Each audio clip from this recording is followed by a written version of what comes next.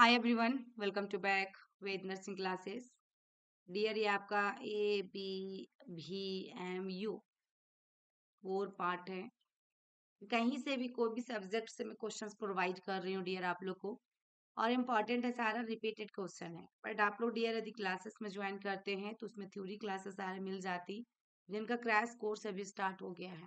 Crash course हमारा start हो चुका है। जिन बच्चों को क्रैश कोर्स लेना है, डेफिनेटली कॉल करके बात करके डियर हमारे टीम से या सर से बात करके आप क्लासेस को ज्वाइन कर लें। ठीक है, 2 नंबर दिए रहते हैं, उस नंबर पे आप बात कर सकते हैं। जो अभी आपका 21 मई को एग्जाम होने वाले हैं, उनके लिए ओनली 2500 में डियर 2500 रुपीज में सारे कुछ हम प्रोवाइड कर रहे हैं। उसमें आपको टेस्ट सीरीज मिलेंगे, इसमें आपके नोट्स मिलेगा, PDF मिलेगा, रिकॉर्डिंग वीडियो मिलेगा। किसी तरह का कंफ्यूजन है डियर तो डायरेक्ट आप बात कर सकते हैं। तो ये आप 2500 रुपीज में दे रहे हैं। इसका टोटल फी जो था, टोटल फी 12,000 थी डियर। 12,000 थी जब हम स्टार्टिंग से मैंने क्लास लिया है तभी से, लेकिन आप लोग को अभी ओनली 2500 रुपीज में दे रहे हैं, ताकि आप थोड़ा अच्छे से प्रिपरेशन करके जाएं। डियर देखो, ये आपके यूपी में गवर्नमेंट मिले तो ठीक है, प्राइवेट के लिए भी आपको क्वालिफाई होना है और कैटेगरी वाइज आपका परसेंटाइल है, तो उसमें आपको आना ही पड़ेगा, तभी आपको प्राइवेट कॉलेज आपको नियर बाय मिलेगा, आपके घर के नजदीक। बहुत सारे फैमिली से प्रॉब्लम है, फाइनेंशियल के प्रॉब्लम के चलते बहुत सारे प्रॉब्लम है डियर, बच्चे की वजह से दूर नहीं जा पाते हैं। तो इन सभी की वजह से आपको यदि क्लास लेते हैं ये 2500 रुपीज वाला, हो सकता है डियर आपकी गवर्नमेंट कॉलेज भी मिल जाए। आप मेहनत करोगे तो डेफिनेटली मिलेगा, क्योंकि मैंने मटेरियल सारा आपको दे रखा है। ठीक है, आप इस क्लास को परचेज करें और ज्वाइन करके आ जाएं डियर। देखिएगा यहाँ पे जो पहला क्वेश्चन आज का जो पूछा गया है, which of the following position is indicated during insertion of your nasogastric tube. Nasogastric tube की बात किया, एनजी ट्यूब की बात किया गया डियर। कौन सा पोजीशंस में पेशेंट को रखोगे? Semi Fowler position, high Fowler position, Trendelenburg position और सिम्स पोजीशन। देखिए पहला ही क्वेश्चन, इतने शानदार क्वेश्चन, इतने अच्छी क्वेश्चन ली गई हैं, ये कितना बार एग्जाम में पूछा है डियर। तो राइट आंसर इसमें आपका क्या जाएगा? इसमें आपकी राइट आंसर क्या जाएगा? इसमें डियर देखिएगा, इसमें राइट आंसर ऑप्शन बी जाएगा। हाई फॉलर पोजीशंस में हम रखते हैं पेशेंट को। High Fowler position should be given to a patient while inserting, ठीक है ना, एनजी ट्यूब, ठीक है ना, NG tube because the positions facilitate जब किया जाता है, जब इंसर्ट किया जाता है डियर एनजी ट्यूब को, तो reduces the risk of aspiration, ताकि पेशेंट को क्या करे, रेस्पायरेशन से, एस्पायरेशन से बचा सके। जो पेशेंट सरक जाएगा डियर, अचानक सा खांसी आ जाएगी, छींक आ जाएगी, उसको बचाने के लिए हमको इस पोजीशन में पेशेंट को रखना होता है, देन हम रैल्स ट्यूब लगाते हैं।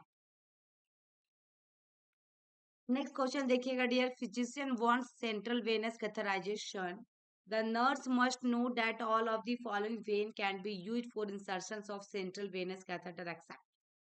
क्या बताया डियर कि फिजिशियंस क्या है, वांट्स सेंट्रल वेनस कैथराइजेशन, चाहते हैं कि सेंट्रल वेनस कैथेटर लगे, तो the nurse must know that all of the following when, use कर सकती है इंसर्ट के लिए ऑफ सेंट्रल वेनस कैथेटर, लेकिन एक को छोड़कर।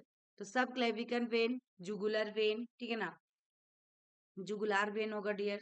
ओके, और आपका पोर्टल वेन और फीमोरल वेन, ठीक है। तो इसमें राइट आंसर आपका क्या होगा? एक्सेप्ट में पूछा है, इसमें राइट आंसर आपका क्या हो सकता है? तो डियर यहाँ पे सबसे पहले insertion of the central venous catheter, क्या लगाना है? Central venous catheter.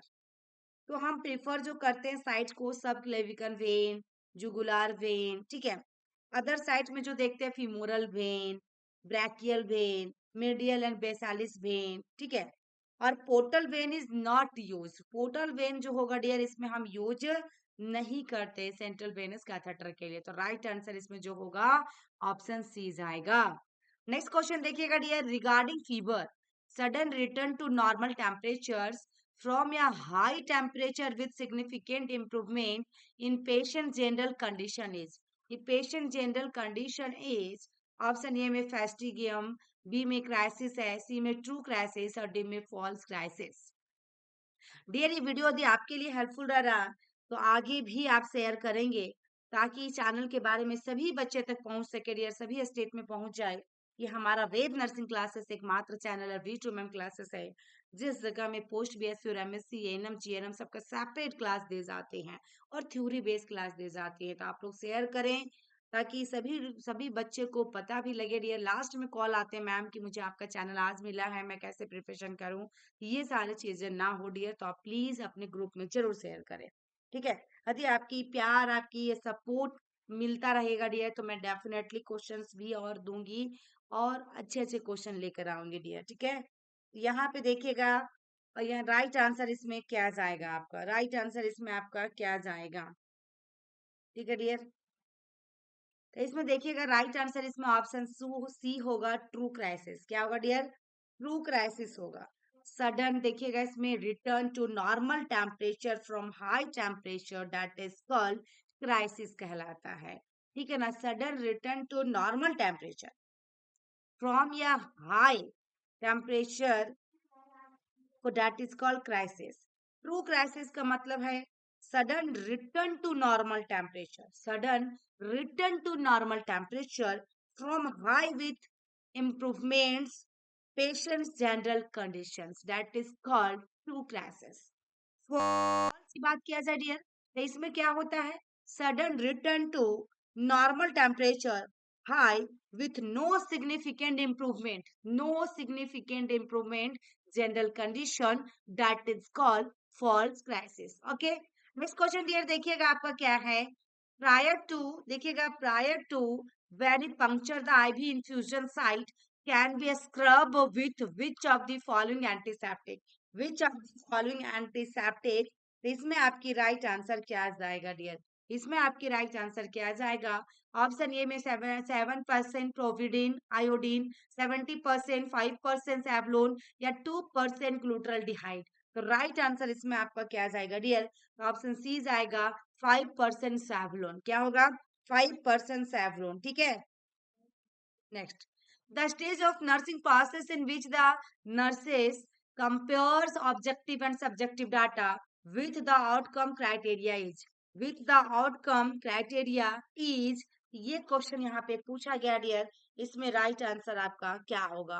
Option A में असेसमेंट, बी में नर्सिंग डायग्नोसिस, सी में प्लानिंग और डी में है आपके पास इवैल्यूएशंस। इसमें आपकी राइट आंसर क्या होगा?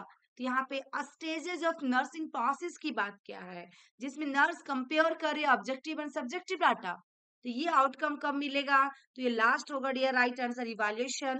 और नर्सिंग की जो स्टेप होती है, नर्सिंग प्रोसेस के स्टेप होती है 5 होता है dear, assessment, nursing diagnosis, planning, implementation और इवैल्यूएशन। याद रखिएगा डियर, असेसमेंट, नर्सिंग डायग्नोसिस, पहले ए, फिर डी, फिर पी, फिर आई, फिर ई। ठीक है, ये बहुत बार एग्जाम में पूछा स्टेप सीक्वेंस डियर, हो सकता है आपके एग्जाम में पूछे ए डी पी, एडीपी है ना, एडिनो है ना, ऐसा कुछ याद रख लीजिएगा। एडीपी, एडीपी है ना, डीपी लगाते हो प्रोफाइल व्हाट्सएप पे। फिर आई ई, क्या है डियर? आई ई है ना, आईए, आई ई, कुछ ऐसा करके याद रख लेना ताकि आपका सीक्वेंस सही रहे। और इसमें राइट आंसर आपका ऑप्शन डी गया, इवैल्यूएशन। इवैल्यूएशन जो होता है डियर फाइनल स्टेप होता है नर्सिंग प्रोसेस की, और effectivity of nursing care is identified. ठीक है, इफेक्टिव होता है। नेक्स्ट क्वेश्चन है, which is the most widely use disinfectant for HIV, disinfectant for HIV infected material, glutaraldehyde, formaldehyde, hypochlorite solution या लाइजोल, या लाइजोल। इसमें आपकी राइट आंसर क्या जाएगा डियर? इसमें आपका राइट आंसर जो जाने वाला है option C, hypochlorite solution. Next question dear, a patient has undergone surgery, a patient has undergone surgery, the nurse must know that the priority nursing intervention for the patient during immediate post operative period will be, post operative period will be. बहुत main important question पूछा dear कि patient जो has undergone surgery, तो nurse जो priority nursing actions क्या लेंगी post operative period में? Observing the patient for haemorrhage, या मेंटेनिंग पेटेंट एयरवे, या check vital signs every 50 minute, या recording intake and output. Right answer इसमें आपका क्या आ जाएगा? राइट आंसर इसमें आपका जो होने वाला डियर ऑप्शन बी होगा, हम पेटेंट एयरवे को क्या करेंगे? मेंटेन करेंगे। इसमें breathing, airway, circulation during immediate postmortem period always on top priority.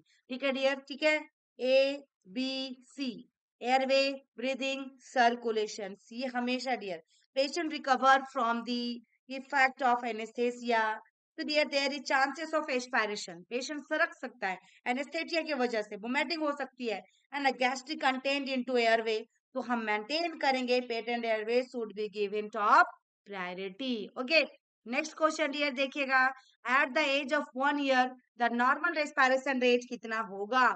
Normal respiration rate 40 to 50 breaths per minute, या 20 to 26 ब्रेथ पर मिनट, या 26 to 30, या 16 to 20 ब्रेथ्स पर मिनट।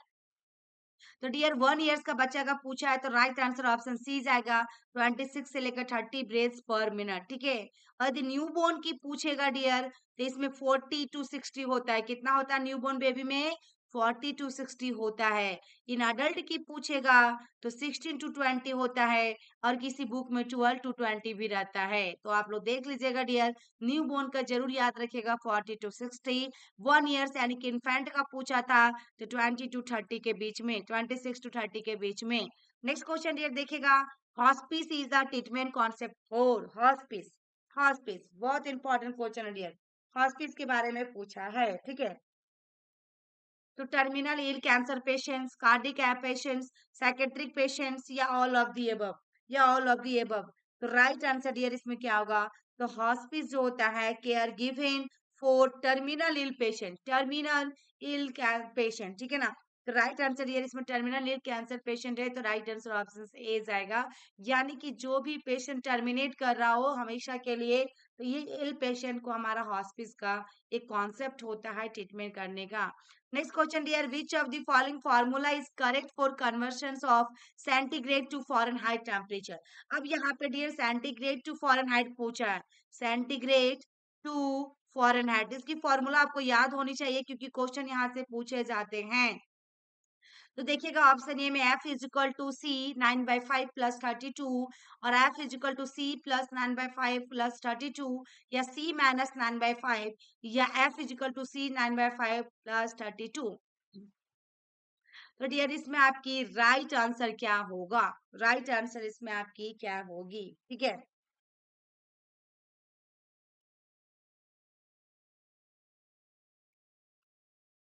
देखिए डियर हमारा क्या होता है, F is equal to centigrade Celsius पे होगा। ठीक है, 9/5 प्लस 32, ये इसकी फॉर्मूला होती है।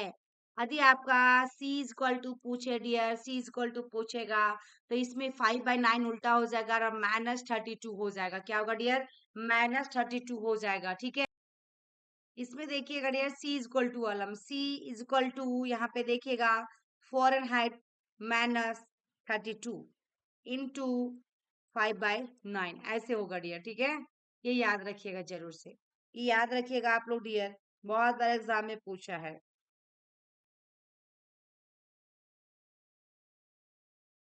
इसमें राइट आंसर जो होगा ऑप्शन ये होगा। ये फॉर्मूला आप लोगों को देख लेना है डियर एक बार। नेक्स्ट क्वेश्चन है, लास्ट क्वेश्चन है, the process of assessing patient who come to emergency department and determining the management priorities called. फिर आप लोग वीडियो को शेयर नहीं कर रहे हैं तो फिर मैं ये दूसरी कोर्सेज के बारे में यहाँ पे वीडियो लेकर आऊंगी।